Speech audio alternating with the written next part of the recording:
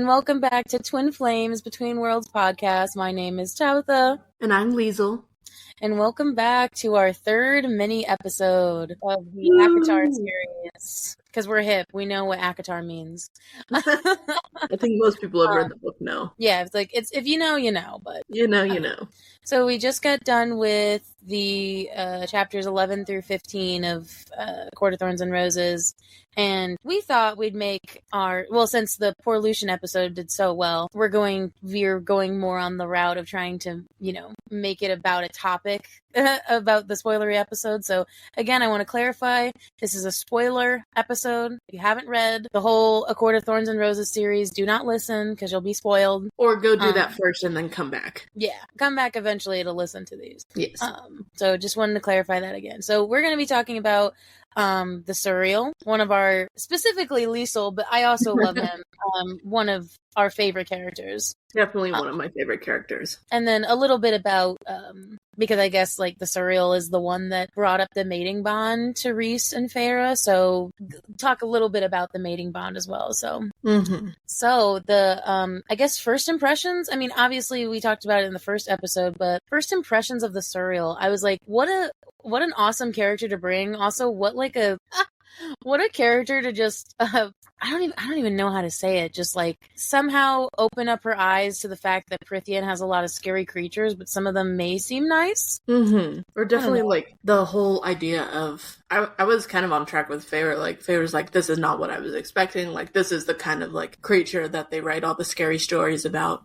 This was not what I was expecting. That was definitely the vibe that I got when I saw it, because I guess in my mind, when I thought of seeing the Suriel, just the name of that and the whole idea of answers any question that you give it, I guess I was imagining some kind of owl-like creature, with giant eyes, knowledge, owls, and wisdom. Yeah. I'm not entirely sure why that image popped into my head, but I definitely was not thinking tall, spindly, creepy kind of creature with a wholesome heart. Dementor. So this is gonna sound stupid, but remember the big owl from Avatar: Last Airbender? That's definitely the vibe I was thinking. Definitely the seer of all people, and because the thing is, I totally forget every time I read that the Suriel is actually a race of creature, that there's not just one. I always seem to forget that because we only really talk about the one. Because he's the same one that shows up the whole series. He's the only one that shows up, which I think is kind of funny to me. I've had moments where I've wondered if we familiarize ourselves with the Suriel and modernize or whatever, classic memes, whatever, just the Suriel pushing his brother aside and be like, no, move out of the way, this one's mine. Yeah, it's no, I'm gonna talk to this person. This one's mine, go find your own people. Liesl's favorite meme of the Suriel is the old vines of here is the motherfucking tea. Where's the tea, sis? Is totally that vibe of just because every time he should also props to Sarah for making the Suriel a character that always has one cameo in all of her books. It made me so excited because when you read Court of Thorns and it was I thought this was gonna be a one-off character. I was oh, this guy's not gonna go. He might come back at the end or something, but to then see him during Mist and Fury was I was expecting him to come back. Then in Akabor, I was waiting for the Suriel to show up. And when he did, I was so happy. It reminded me of how I felt when I went to the movies and I was how do I say, expecting a certain moment to happen, and then it did, and I was so haha about it. It's haha, I knew it. It definitely, I mean, I think I was predicting the Suriel to come back in some way or another. I wasn't entirely sure in the first book, but thinking back on it in hindsight, Feyre kept referencing the whole quote of stay with the High Lord, and that quote of stay with the High Lord continued throughout the three books in Feyre's point of view. And I didn't really realize how actually important, even with only 3 appearances, how important the Suriel was. And that, I get that the Suriel knows all things, but that doesn't mean that he can't be cryptic. Yeah, because I think, well, and it also gives like one of my favorite quotes, because I think what Sarah is just like a freaking genius at, and like, I feel like I'm bolstering her ego every time I have one of these episodes. To have the foresight to make the stay with the High Lord thing not about Tamlin, because the whole first book is like that's gung ho what she's like living off of. Stay with the High Lord, see everything righted, and she's thinking that's Tamlin, and then as soon as we get to Mist and Fury, he says it again, and then she's like, wait, I'm confused. I left Tamlin, so clearly your advice didn't work. it's like, But wait, then again, maybe she should have realized she was with another High Lord now. Well, I think that's what made her, I don't know, feel more. I mean, obviously, because like in the second time that we meet the Suriel, he tells her that. Because wait, yeah, he's going to her, or sorry, she's going to him because Rhys is injured in the Illyrian mountains, and she's looking to him for a cure. She wants to know what cure could be used for him, and like the Suriel tells her the cure, like, oh, your blood will heal him, and use this flower or whatever. But I mean, your mate will be fine. It's like, wait, what? Again, the wait. It seems you did not know that. Interesting. Yeah, that's why we chose that title for that part of the book, because it's like, the wait, you didn't know that? First, you didn't know that Tamlin was a High Lord. Secondly, like, I half expected him to say, like, wait, you did not know that Rhysand is the High Lord of the Night Court? Like, God damn it, I know that. You just threw another, wait, what? What do you mean? You do not know that you are in the Night Court? It's just such a good thing to bring back, because it's like, it's something so subtle in the first book that you wouldn't even figure. It makes so much sense in the moment to be like, yeah, she's talking about Tamlin. She just learned out he was learned out. just learned that he was a High Lord. And so the Suriel then says, stay with him. Nobody in their right mind would think that that's somehow about somebody else. It's so perfect to have it, because I feel like the Suriel is definitely the type of fairy that she was expecting, in the sense of being, not that he was never telling the truth, but that he was spinning the truth for something that she didn't yet understand. I think that is something that I didn't realize, that the Suriel like doesn't just give the answers for the here and now, but gives answers for leading you in the right direction of your fate, your eventual fate. And so it's like, yeah, so it may not make sense right now, but it will eventually, because that's your fate. And so I think of it kind of as a guiding hand in a way. But God, I love the Suriel so much. I feel like he could be such a comedic character in a way, but at the same time, he has like the warmest heart, even though he doesn't have like eyes or teeth or anything like that. It's like the beauty is on the inside. Like, yes. I think that's definitely one of the motifs throughout the first book, even. It's about, Tamlin, regardless of what you think about what happened afterward. The whole thing is like the Beauty and the Beast motif of his beauty is on the outside. Yeah, don't judge a book by its cover. You don't know. And so, I think people love the Suriel enough, but just how much of an important character he is. Because literally, he's the one who gives Feyre each bit of information that's almost pertinent to the survival of, like, the moment. So it's like the first one, right, is, her not asking more questions, her kind of staying in her predicament, because, eventually she's going to get to where she needs to be. No matter how tragic Under the Mountain was for her, the events that led her to being with Rhys had to occur that way. And I just thought of something. Technically, I feel like, okay, so two things. So the Suriel is not giving Feyre like every single bit of information. It's just like giving a suggestion of like, hey, like hint, you should look this way kind of thing. And then letting Feyre figure it out on her own. And I think the second thing, the thing that just occurred to me, is that the Suriel, when he said stop asking questions, I feel like that was more along the lines of like, not like physically stop asking questions, but to like step back from a scene and like listen and observe and like use your senses, rather than be distracted by trying to get answers for questions that aren't relevant or are simply distractions, like I said.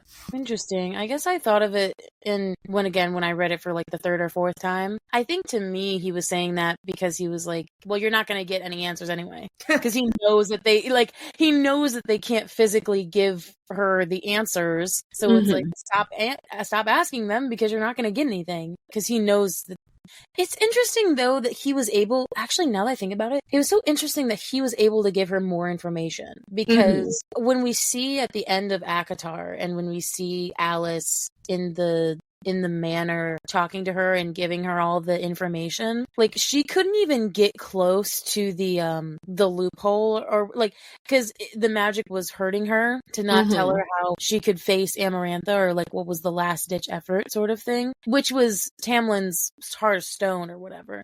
That was the last piece of the puzzle that she couldn't say yet because it had some sort of pertinent information. I guess, wasn't Amarantha's curse just on the spring court, though? Dude, it was on everyone. Well, the curse of the masks itself was on the spring court, but everybody was affected by it. Everybody's magic was affected. All the High Lord's magic was affected. I suppose so, but I guess it just occurred to me, though.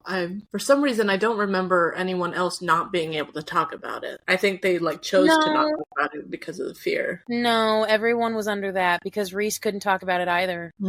Remember? Because when they were in the jail cell, there was something that Rhys couldn't tell her, and they physically could. They were all bonded to Amarantha's magic. No one could say anything. I guess I hadn't noticed that. Yeah, no, everyone was under the can't talk about it curse, but not everybody was under the mask thing. Well, I knew the mask thing clearly because they were the only ones wearing the masks. But it's just interesting that the Suriel, I guess, the Suriel itself is one of those monster type characters, like the Weaver or the Carver. I mean, not necessarily on the same plane because they were death gods, but in the same realm of kind of that doesn't affect them really. Or I guess also I'm wondering if maybe it didn't affect the Suriel because, it relates, Amarantha's curse was all about weakening magic and stuff. And for me, it feels like the Suriel didn't have a physical magic, just the magic of knowledge and being able to see things.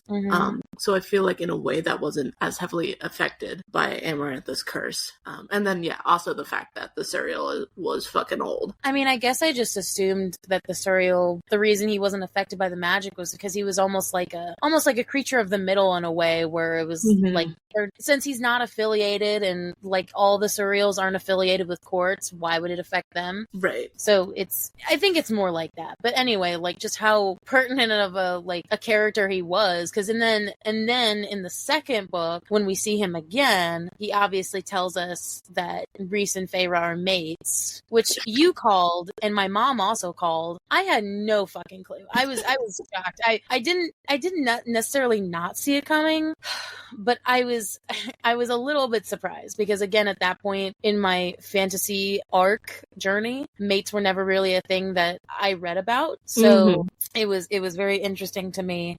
I think the Suriel's second meeting was way more comedic than any of the other ones. Yeah. It was definitely. Oh wait, shit, you didn't know that? Okay, well, you go do that. And then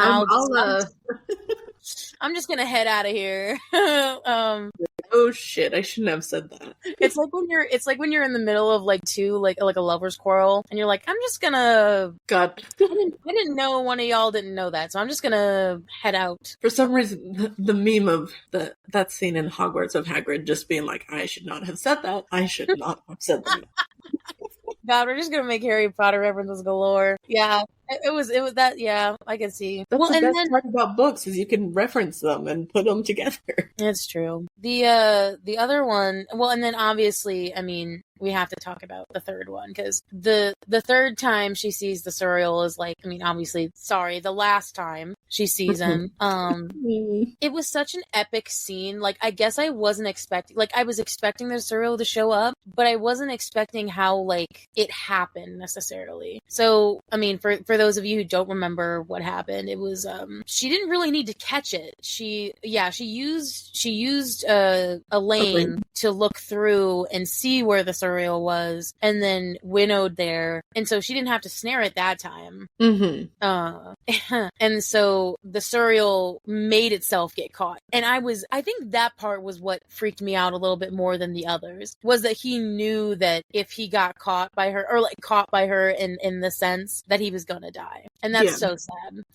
It is extremely sad. But I also, just real quick, I want to touch on the progression of, like, the first time they met, Feyre used a chicken based on Lucian's advice. Yeah. And then the second time, she just used the cloak off her back. Partially because of Alice's advice, but also legit, she didn't have a chicken or anything. Yeah. She just used the cloak off her back. And then the third time, she didn't have to trap it at all. Just, like, sent Elaine, like, looking for it. Yeah, exactly. Which is just... he became, I feel like in a way he became a friend. And God, 100%. okay, so there's been a lot of death in these books, but this was my second, like, least favorite, or least saddest death. The second saddest death. What was your most then? Rhys. But he came back, dude. It was fine. Okay. So, but, like, in the moment, it was the worst. But then once he came back, then it was back to the worst for the Suriel. I was very sad. I actually physically cried. But, I do every time I reread, yeah. It was just so sad. But, like, God, the moment, like, after Feyre came back from killing Ianthe, which, thank goodness, I feel like, in a way, the Suriel wanted her dead, too. And so he's like, yeah, I may die, but, like, at least you can kill her. Good riddance. That bitch is dead. That bitch got to go. Eaten. Great. That's the best way to go. Sorry, I don't want to interrupt you. I hate that. So again, for the, like, if you're not remembering necessarily, so Ianthe tracked, it's almost like somehow Ianthe knew how much the Suriel meant to her. Like, in some weird way she knew.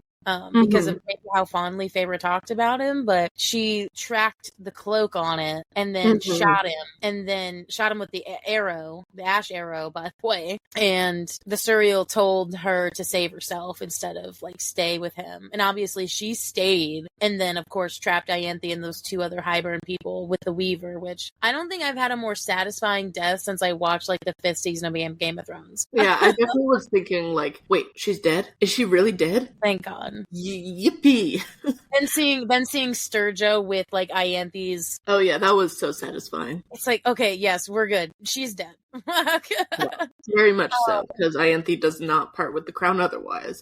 But I guess what I was gonna say is, yeah, that moment when she came back after killing Ianthe, when, like, she actually, like, held the Suriel's hand and stayed with him even after he died. And God, that kind of moment, first of all, it reminded me of when the Summer Fairy died in the Grand Hall in the Manor. It's a callback, 100%, yeah. And, like, the second thing was, wow, even though in only 3 meetings, like, it has gotten to the point where Feyre, like, actually is devastated that he's dead.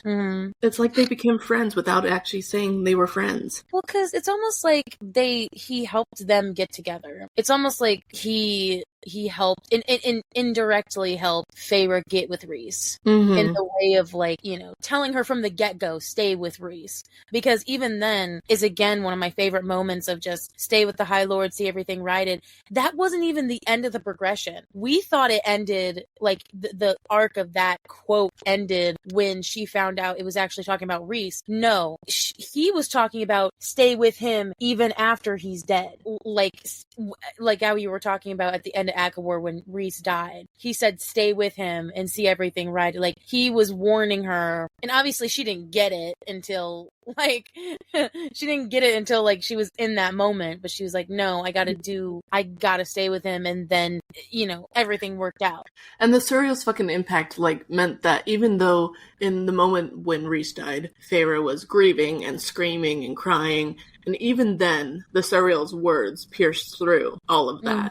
And it's like, damn, that's insane.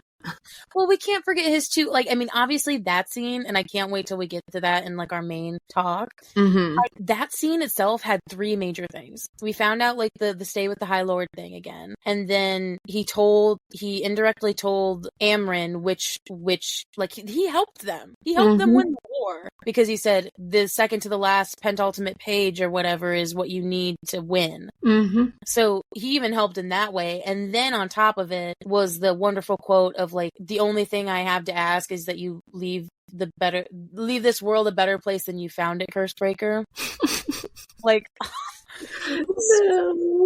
R.I.P. 100%. Like, it makes me cry every time I listen to it. I'm about to cry now just talking about his death. Because, okay, this is gonna sound like super really corny and cheesy, but we're just going there already. We're already that.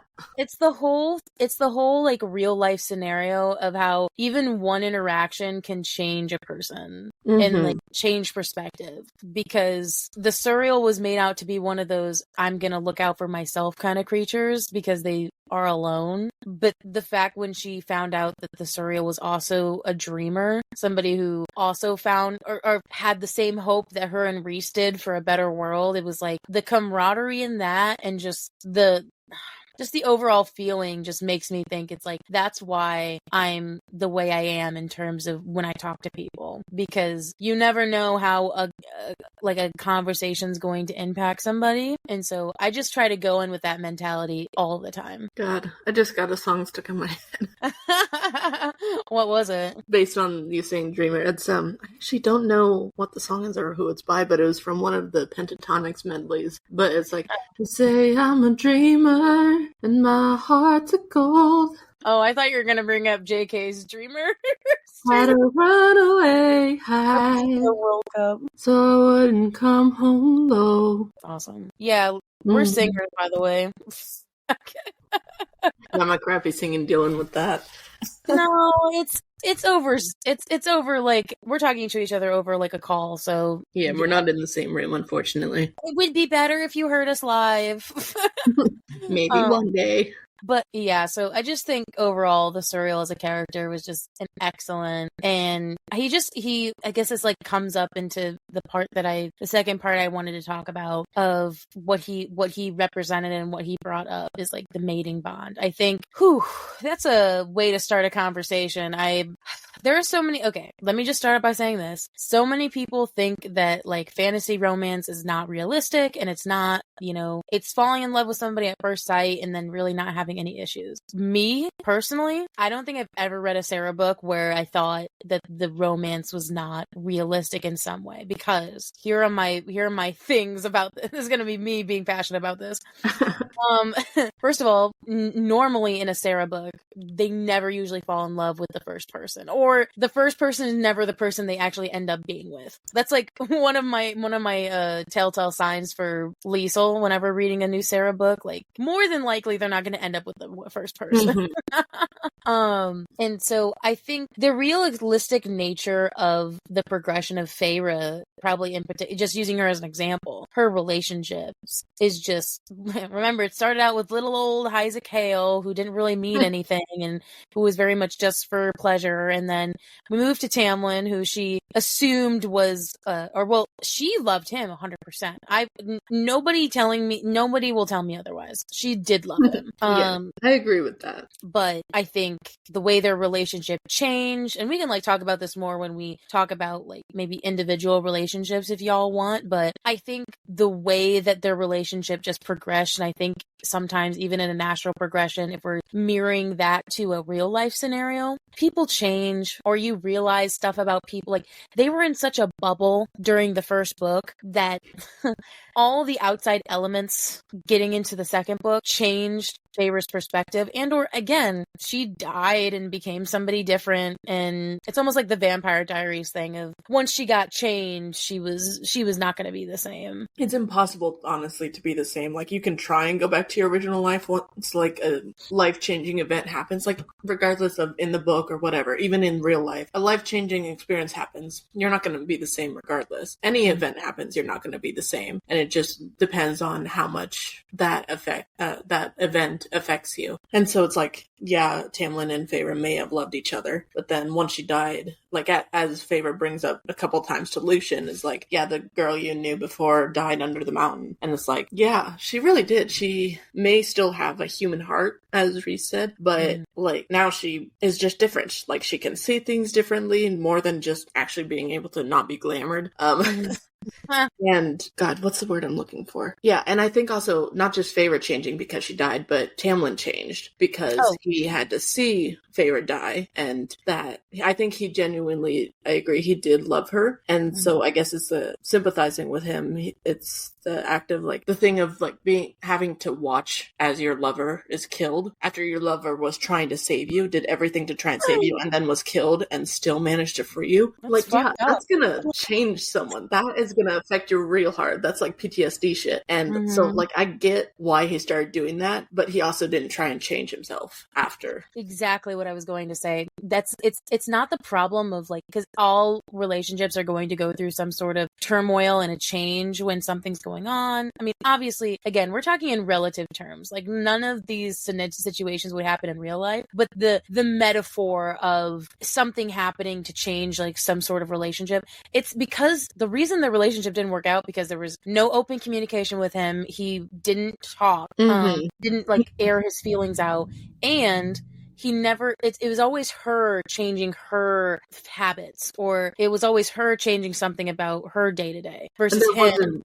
He wasn't ever like going to change what he was doing. No compromise whatsoever. Which is why I think the mating bond with Reese was such a good. I'm glad that Reese didn't talk about the mating bond right away, because then again, I said this before, they would have been in an Elaine situation if that was the case. Because she didn't know what the mating bond was. All she heard about the mating bond was that, and that all we heard was that Reese's and Tamlin's parents were both each other, like they were both mates. And neither of them worked out. Yeah, none of them were good. And I think that's so interesting because and maybe this is Sarah, trying to be more realistic again. I like that sometimes people will stay with, like, I feel like that's such a real life thing where you just look at a couple. Haven't you ever had that where you look at a couple and you're like, why are you together? Yes, I've had that. I've had that happen so many times where I'm like, okay, obviously I'm not a judging person, but at the same time, like, you're just looking at it realistically. Like, how is this working? Or more so, like, none of you seem happy. Neither of you seem in a good place. Why are you together? So the mating bond is described as, and how Reese has described it and how they've described it is purely, it used to be, or I guess how it was created. We don't really know much about. Obviously, it says like the mother created it, but at the same time, it's like a fate thing where it was made for people who had the same power dynamic, who were on the same level equality in terms of power. That it was like best for breeding or something. It's like they were equal in all aspects or whatever. But I like how the mating bond isn't. How Sarah sets it up is the mating bond is not necessarily a love-based thing. Good. She sets it up as purely, it's purely kind of a gross, oh, you guys are going to make the best powerful babies. You guys are going to be fated to be together. Which is why Feyre and Reese and Nesta and Cassian and then Elaine and Lucian at some point maybe are so far the mates we've seen in terms of Reese and Feyre and Cassian and Nesta, there's love in it. There's actual genuine love in it. And that's what makes the mating bond so special. It's not the fact that they were fated to be with each other. Because it's like, yeah, Reese's parents were fated to be with each other too. And then I think for like 200, I think it was something like that. They didn't see each other for like 200 years or something. There was at some point where they didn't like see each other for 200 years. And it's like, could you imagine Feyre and Reese not seeing each other for 200 years? Honestly, Reese would die. He could barely stand 3 days of her away. So it's nice to see that it's not necessary, because I feel like in every other fantasy I've read, when it's had somebody who's like mated or like, meant to be in that way, it's always been something that is for everybody the same way. And it's not. I like how it's fluid. I like how it happens differently for people. Literally for Reese, it happened not before she turned. It happened right after she turned into a fae. It's almost like the magic was trying to tell him something, and obviously she didn't know because she couldn't tell. And he knew she was special before, but she like, did. Sorry. Yeah, I was just gonna say he knew she was special before, like with all like the dream things and getting to know her.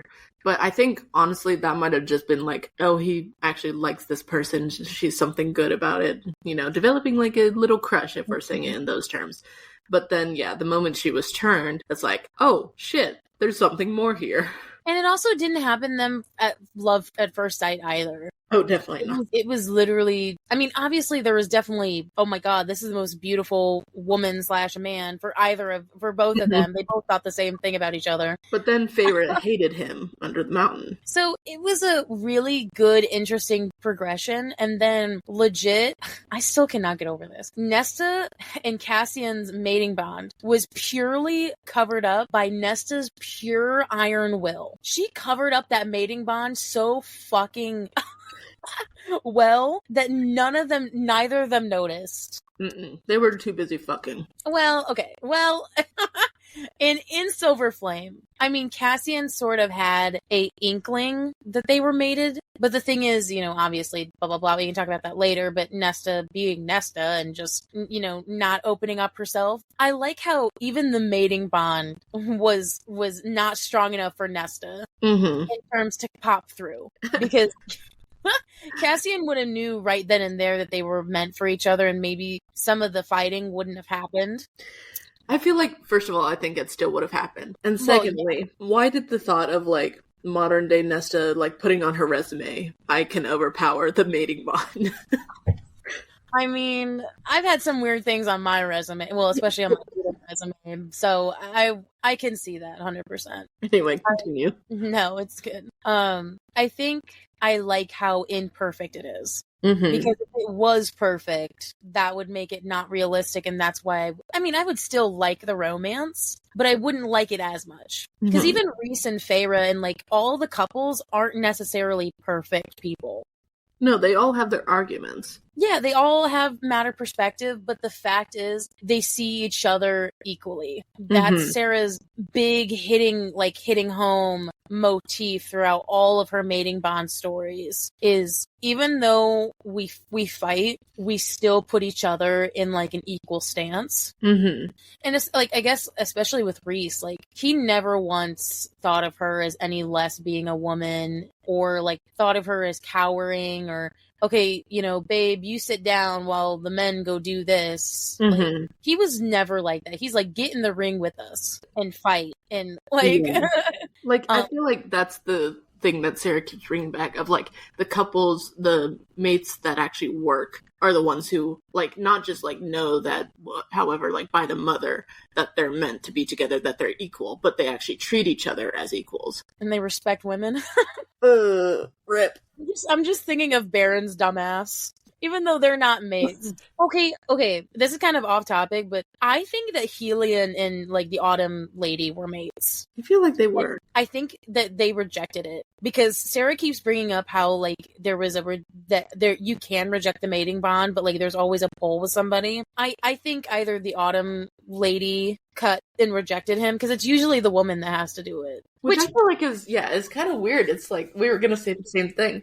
Why can't the male reject it? If the female wants it, why can't the male reject it? It's almost the whole thing of oh, it's the female that's picky choosy. The female can choose who she wants to mate with. I mean, Rhys described this, which, okay, maybe this is just us personally, but, well, I say us as in congruency.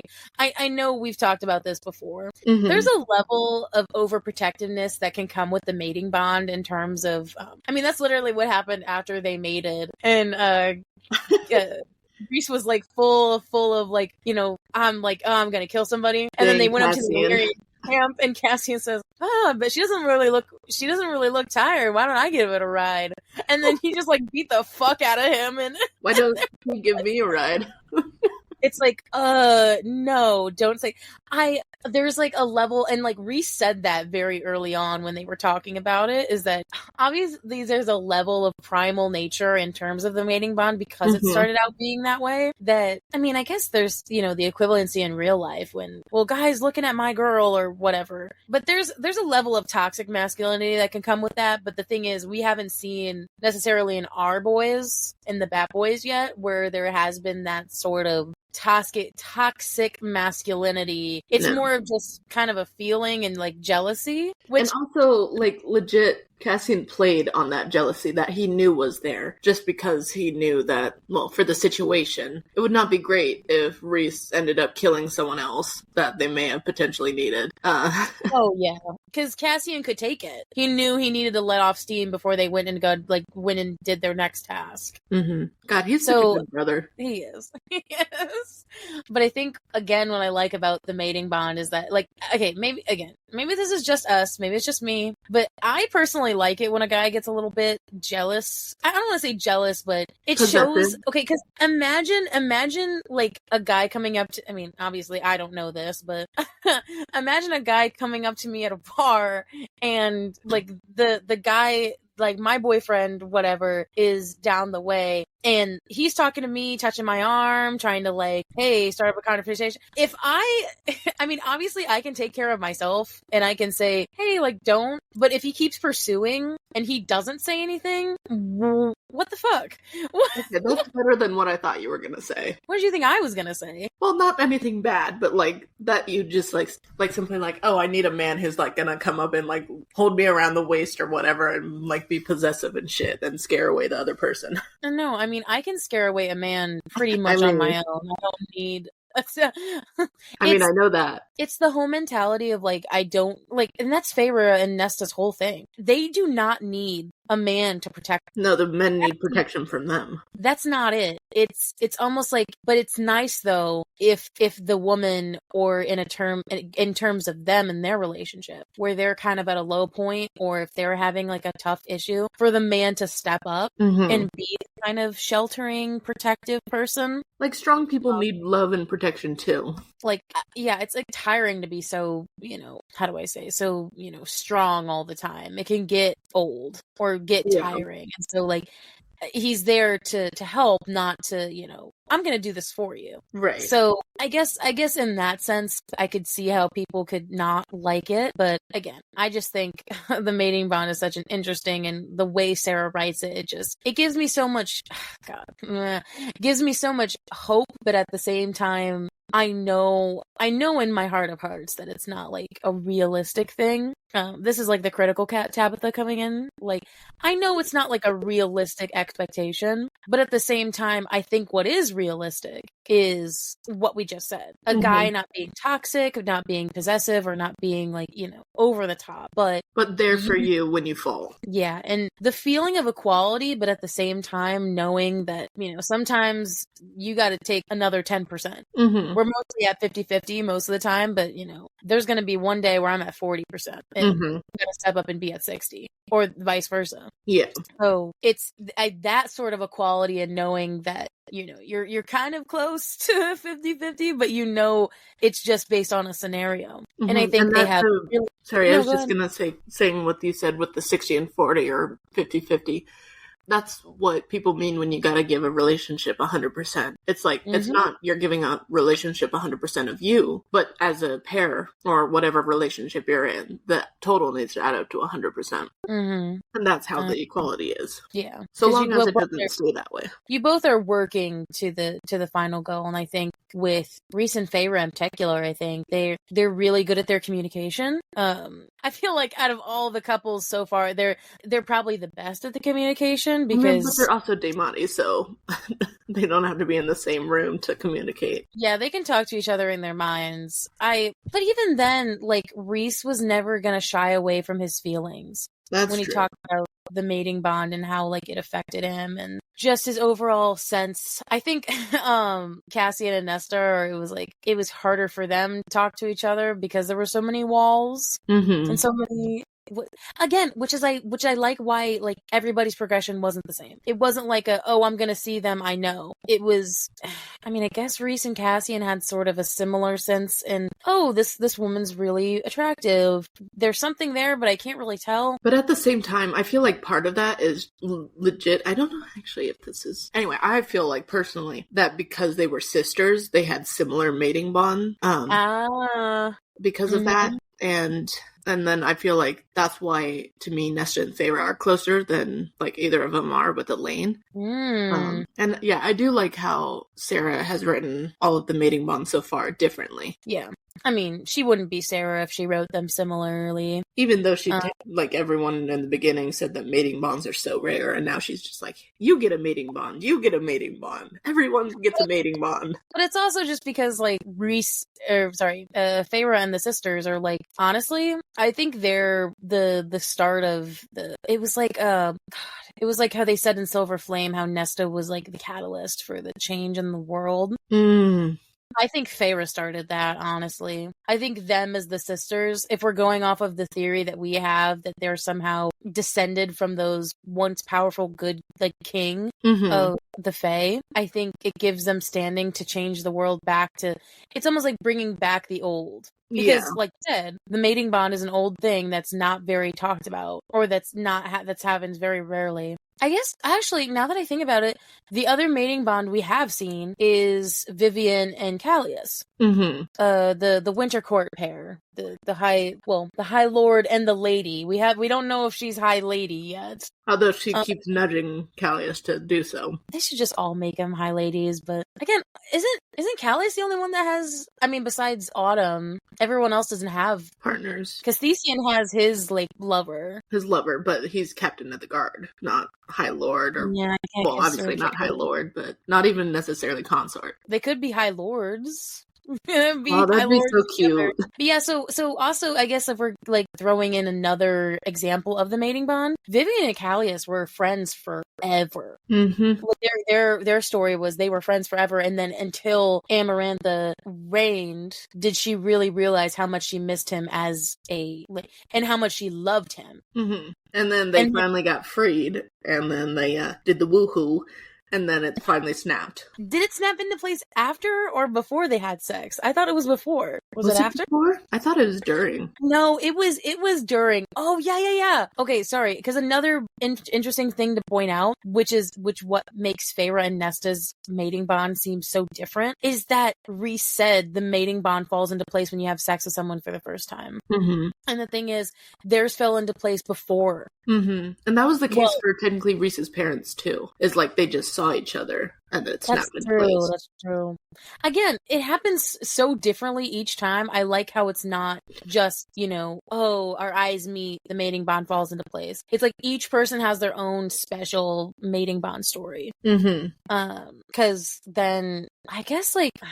If I'm, like, remembering correctly, Nesta and Cassian's mating bond slipped into place not the first time they had sex, it was the first time they were making love. And it was after Nesta accepted his gift. And it was after the Court of Nightmares thing where they opened up to each other finally about how much she's been in love with him and, So anyway, I think it's just amazing to see the differing of bonds. It's so cute because it's really, like, similar to real life in the sense of no one relationship is the same as another. Right. So again, people might have most of the people that are listening to us like the romance in it. But I just wanted to, since we were talking about the Suriel, I just wanted to highlight the mating bond itself and how it was such an interesting concept to me and how it was a lot different than anything else I've seen from a book series before. So I hope you guys liked this. Hope you guys liked this episode of our talking about the Suriel and the mating bond. So if you want us to talk about, like, the specific, because again, we could go, like, on and on about their specific relationships. So if you want us to talk, like, put down in the comments or message us or something and say which couple you would like us to talk about, because otherwise we'll just keep picking out stuff that's happened in the parts and just keep making stuff off that. I think that works well. So I got nothing more to add. I'm super fucking excited for next week because we're talking about Cal and my next week. I'm excited because we're talking about chapters 16 to end of 21 of There ACOTAR. You are. I've been looking for you. I am so excited. Speaking of mating bond, even though it doesn't pop into place, it's like beginning of it. So I'm really excited to talk about it, and we'll see some of you in that episode, and see some of you in the next mini episode. Oh man, I gotta prepare for that. God, we're gonna have a fun time talking about that. We got it. So we'll see you guys in the next episode. Bye. See ya.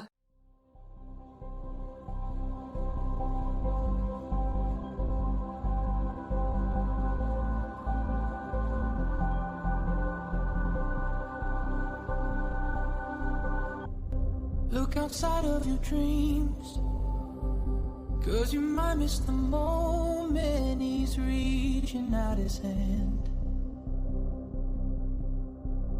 And you look beat, 'cause you might overlook that she's asking you to dance. You gotta give all you got, gotta give all you got for love, 'cause you're here, didn't you give all you got, gotta give all you got for love, 'cause you're here for a moment. You give all you got, gotta give all you got for love, 'cause you're here for a moment. You give all you